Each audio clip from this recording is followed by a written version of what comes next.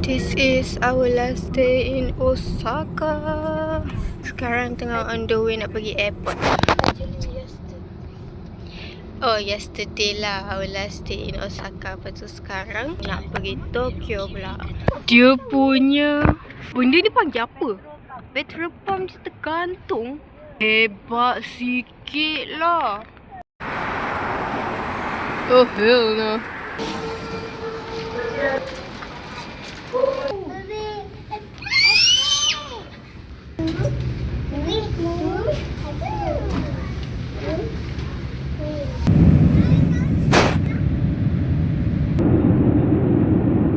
We have just arrived dekat Tokyo. This is us. Our bag. Tepi jalan. We are stranded.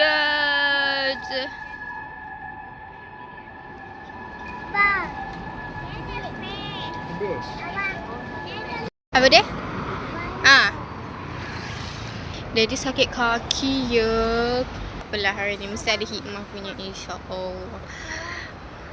Menaiki taksi premium sebab nak muatkan 7 orang. We are in Shibuya.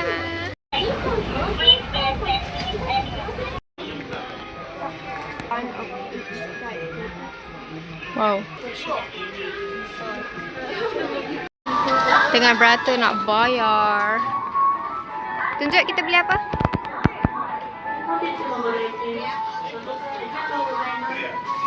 Wow. Kakak.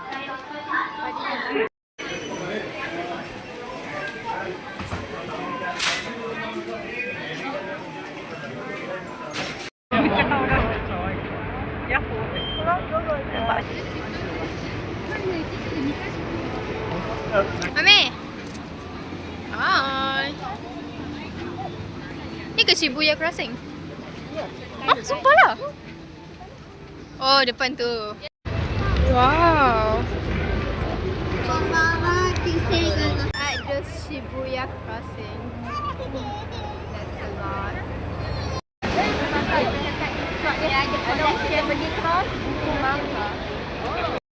Jom.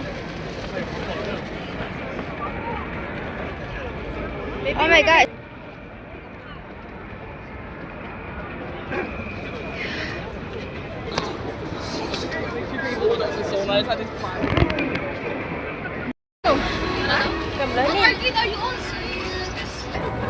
CEO ya crossing dia.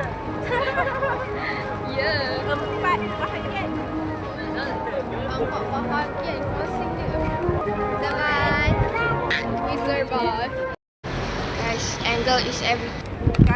Hotel ada kata tak? Hotel hostel. Nampak lah pula. Tak nampak.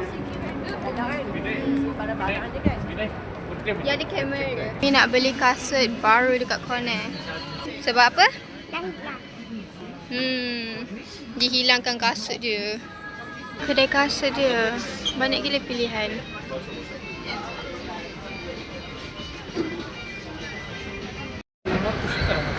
Betul lah. Jumpa kat sini. Dekat Malaysia tak jumpa kan? This is our last stop for today. Tu apa? Ingatkah ayam tadi? Okay, I'm taking it.